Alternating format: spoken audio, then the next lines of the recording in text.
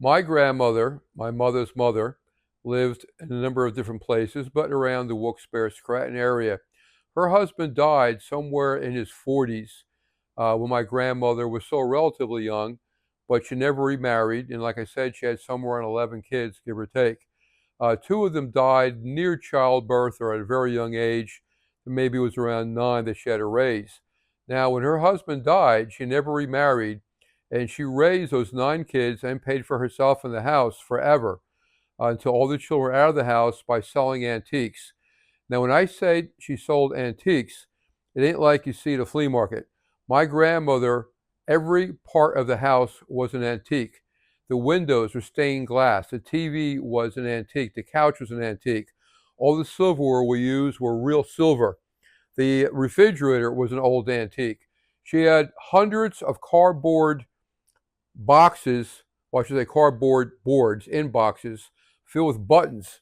The buttons were ivory, gold, silver, glass, different colors.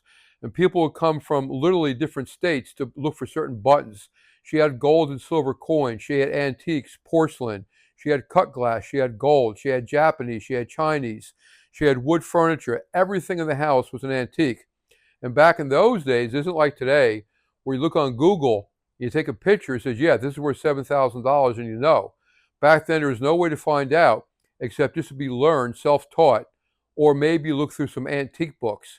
But my grandmother, dozens of times every year, would go to antique shows, flea markets, garage sales, and she would find amazing things, and she would sell it for outrageous amounts of money, and that's how she supported herself. Now, my mother paid attention to this a lot and picked up on this. All the other women in the family, although they appreciated it and would go to some flea markets and help, they never picked up on it. So my mom eventually, as a hobby, then later made a lot of money. My mom did this a lot also down here in New Jersey, not to the extent of my grandmother, but she would buy a lot of things at the flea market, $5, $10, $20, sell it for $100, $200. It was very interesting. In particular, this is one vase I want to tell you about. It was about this high. It was from somewhere in China or Japan. I can't remember where it was from. It was an original something very valuable. Now, this particular vase, it was found out because people would come to my grandmother's house to buy from New York, a lot of important people, and they would see the vase. And one of the ladies had some kind of a connection with the museum. She told the museum wanted the vase and called my grandmother and asked if they could send a man down to look at the vase and see what it was. My grandmother said, sure.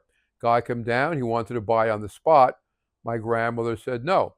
The guy said, I didn't give you a price yet. She says, it's not for sale. So he said $5,000 or something along them lines. And she said, no.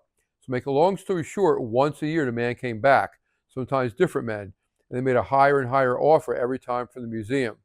After about 10 years, they said for free, no charge, would be okay if they made a glass enclosure for this vase, really thick, like a half-inch thick safety glass, it wouldn't break, and give it to her for free to put it over the top of the vase to protect it because it's very, very valuable.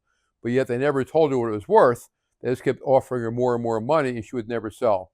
So she did that, put this thing on top, and make a long story short, that flood I mentioned earlier on 75 came, wiped out her entire first floor, including this vase.